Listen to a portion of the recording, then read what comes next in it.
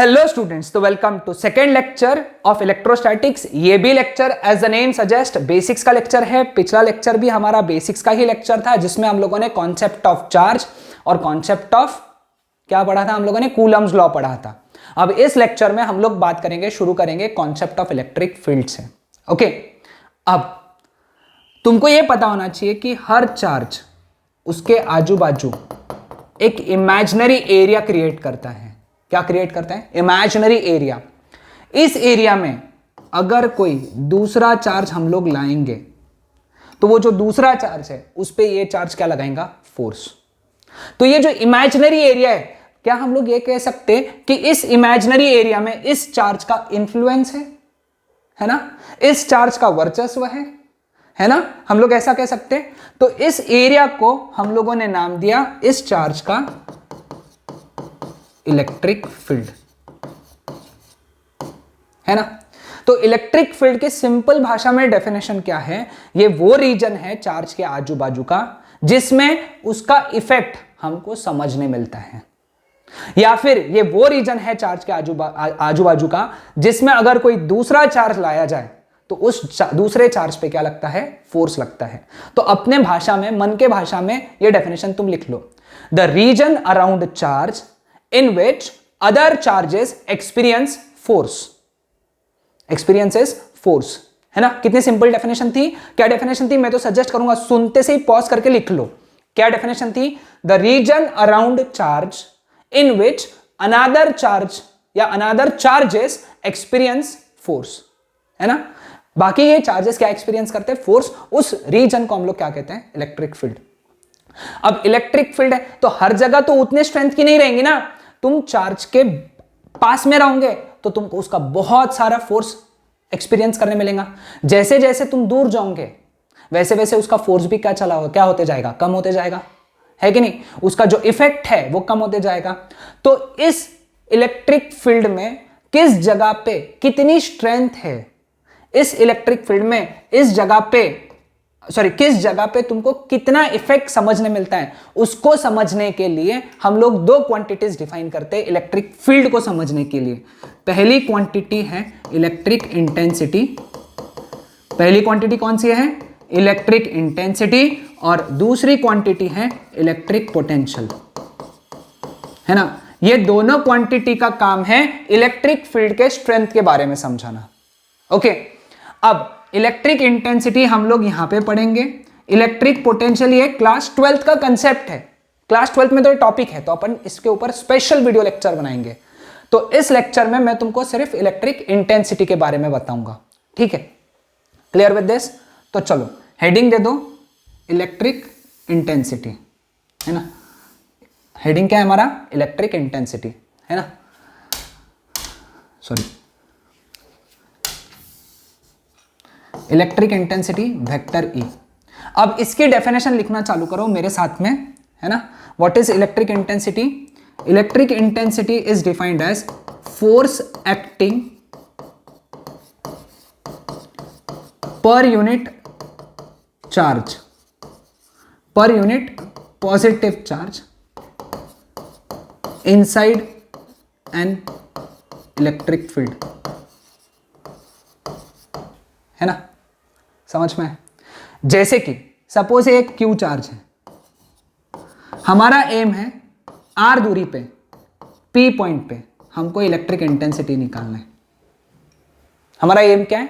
Q charge से are दूरी पे जो पॉइंट है पी, वहां पे हमको क्या निकालना है? Electric field.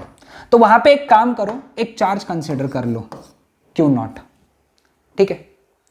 अब क्या होगा? हम एक चार्ज कंसीडर करेंगे क्यू नॉट। ये क्यू क्या करेगा? क्यू नॉट पे लगाएगा फोर्स। क्यू क्या करेगा? क्यू नॉट पे क्या लगाएगा? फोर्स। कितना फोर्स लगाएगा बेटा? 1/4 पाई एप्सिलॉन नॉट। अभी के की वैल्यू 1 पकड़ता हूं, एयर है तो q naught upon r square, Coulomb's law, इसके पहले के लेक्चर में पढ़ा। तो इलेक्ट्रिक फील्ड के डेफिनेशन के हिसाब से, इलेक्ट्रिक इंटेंसिटी के डेफिनेशन के हिसाब से इलेक्ट्रिक इंटेंसिटी मतलब क्या है? Force acting per unit charge, यानी E is equal to F by q naught. यानी उस चार्ज पे जो फोर्स लगा अपॉन वो चार्ज का वैल्यू, चार्ज पे जो फोर्स लगा अपॉन चार्ज का वैल्यू जो अपन ने वहां रखा, ओके, ना कि ये तो वो चार्ज है जिसकी इलेक्ट्रिक इंटेंसिटी निकाल रहे अपन, ठीक है। अब अगर मैं F की वैल्यू सब्सटीट्यूट करूं यहां पे, है ना, डालूं और सॉल्व करूं, तो वैल्यू आएगा 1/4πε0 Q/r²। तो ये बहुत ही ज्यादा इंपॉर्टेंट फॉर्मूला है, याद रखना। एक Q चार्ज R दूरी पे कितनी इंटेंसिटी बनाता है बेटा? 1/4πε0 Q/r², उसका मैग्नीट्यूड अपॉन डिस्टेंस का स्क्वायर। क्लियर हुआ सबको? सिंपल है। चलो अब दूसरी बात करेंगे इसके ऊपर। इसका सॉरी, ये एक वेक्टर क्वांटिटी है। क्या है ये? Vector quantity. तो वेक्टर क्वांटिटी है तो मैग्नीट्यूड होना चाहिए, मैग्नीट्यूड तो ये है, और वेक्टर क्वांटिटी तो क्या होना चाहिए? डायरेक्शन, है ना। तो चलो अब बात करते हैं डायरेक्शन की, है ना। हेडिंग दे दो डायरेक्शन। अगर सपोज ये क्यू चार्ज, अगर क्यू चार्ज कैसा है? पॉजिटिव है, तो E का जो डायरेक्शन रहेगा, वेक्टर E का, वो रहेगा अवे। कैसे? कैसे? क्योंकि ये जो Q0 है ये कैसा चार्ज है? यूनिट पॉजिटिव चार्ज है, मतलब ये Q0 पॉजिटिव है। उसमें भी अगर तुमने इसको पॉजिटिव माना तो फोर्स का डायरेक्शन ये रहेगा, रिपल्शन रहेगा ना, Fe लिख दो, यहां पे भी ये तुम Fe कर दो, है ना। मैंने पिछले लेक्चर में समझाया पॉजिटिव पॉजिटिव को क्या करता है? रिपल। और जो F की डायरेक्शन वही E की डायरेक्शन, जो फोर्स की डायरेक्शन वही हमारी क्या रहेंगी? इलेक्ट्रिक इंटेंसिटी की डायरेक्शन। और फोर्स कैसा है? अवे, Q से अवे, तो E का भी डायरेक्शन क्या रहेगा? अवे। तो याद रख लो ना, पॉजिटिव चार्ज के लिए E कैसा होता है? अवे। और अगर ये Q चार्ज निगेटिव है तो E का डायरेक्शन होता है टुवर्ड्स। E का डायरेक्शन कैसा होता है? टुवर्ड्स। याद रहेगा सबको? सिंपल बात है, मैग्नीट्यूड, डायरेक्शन। क्लियर? चलो तीसरी बात करते हैं, है ना, इसके SI यूनिट की। इसके 2 SI यूनिट तो तुमको अच्छे से याद करना ही पड़ता है। सबसे पहला SI यूनिट जो है इसका, वो है न्यूटन पर कूलम, जो यहां से आया। फोर्स का यूनिट क्या है? न्यूटन। चार्ज का यूनिट क्या है? कूलम, तो न्यूटन पर कूलम, ठीक है। दूसरा SI यूनिट मैं अभी नहीं बताऊंगा कैसे आया। दूसरा SI यूनिट है वोल्ट पर मीटर। वोल्ट पर मीटर जो है,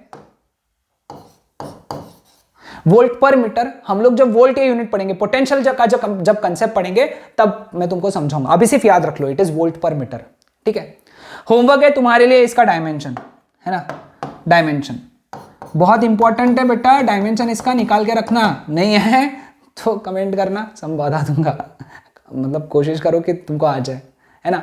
तो E के डायमेंशन तुम्हारे होमवर्क है, ये वाला फॉर्मूला यूज करना। फोर्स का डायमेंशन तुमको आता है, चार्ज का मैंने पिछले लेक्चर में लिखा के दिया। ओके, तो समझ में आया इलेक्ट्रिक इंटेंसिटी के बारे में। अभी सिर्फ इतनी बातें याद रखो कि इलेक्ट्रिक इंटेंसिटी एक क्यू चार्ज कितनी बनाता है और किधर बनाता है, ठीक है। क्लियर? चलो अब दूसरे पार्ट की तरफ बढ़ते हैं, concept of electric lines of forces. Okay, अब ये क्या चीज है ना। अब इलेक्ट्रिक फील्ड को समझने के लिए, मतलब इमेजिन करने के लिए, है ना, इमेजिन करने के लिए हम लोगों ने इलेक्ट्रिक फील्ड को किससे रिप्रेजेंट किया? इलेक्ट्रिक लाइंस ऑफ फोर्सेस को, इलेक्ट्रिक लाइंस ऑफ फोर्सेस से रिप्रेजेंट किया। तो पहली बात याद रखो कि जहां इलेक्ट्रिक फील्ड है, जहां इलेक्ट्रिक फील्ड है वहां इलेक्ट्रिक लाइंस है, वहां पे इलेक्ट्रिक लाइंस ऑफ फोर्सेस है। ELOF में शॉर्ट में लिखा, है ना। जहां इलेक्ट्रिक फील्ड है वहां इलेक्ट्रिक लाइंस ऑफ फोर्सेस है। याद रहेगा सबको पहला चीज।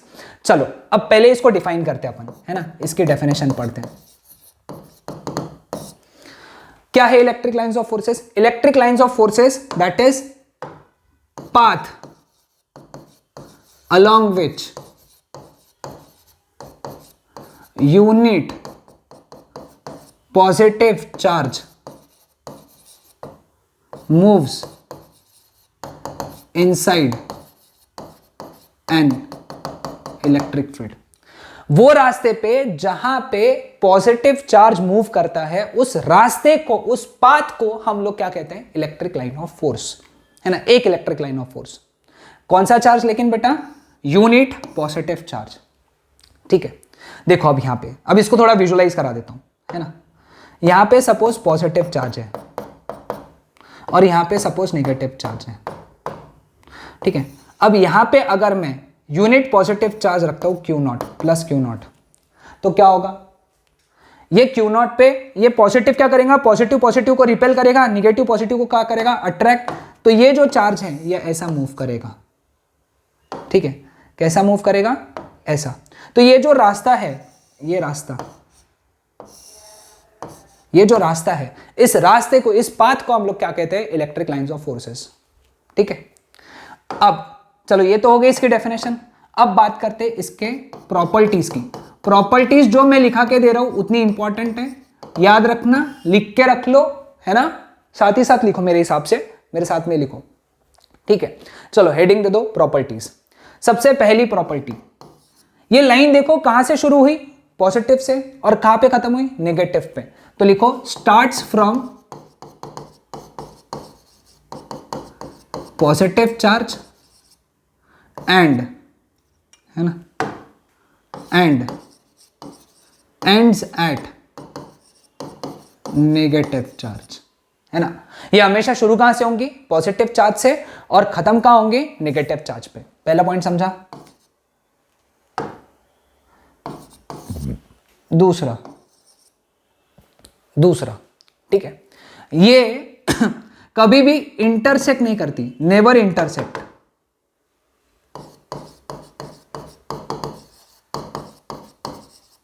नेवर इंटरसेक्ट ईच अदर, है ना।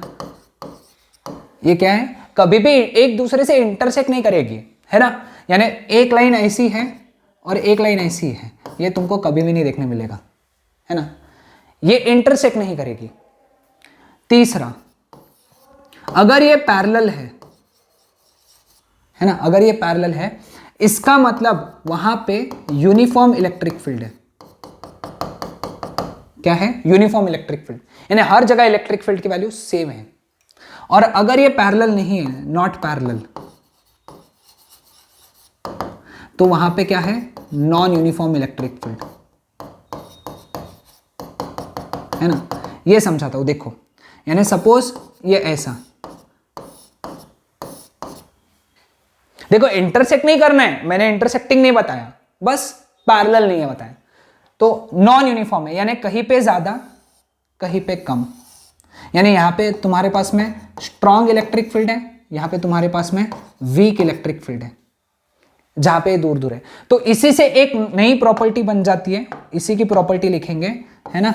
लाइंस अगर क्राउडेड है, क्राउडेड यानी पास पास में, तो वहां पे क्या है, स्ट्रॉन्ग इलेक्ट्रिक फील्ड। और लाइंस अगर फार अपार्ट है, फार अपार्ट यानी दूर दूर, तो वहां पे कैसे इलेक्ट्रिक फील्ड है, वीक इलेक्ट्रिक फील्ड है। समझ में आया, तीसरा पॉइंट समझा। चलो चौथे पॉइंट की तरफ पढ़ते हैं।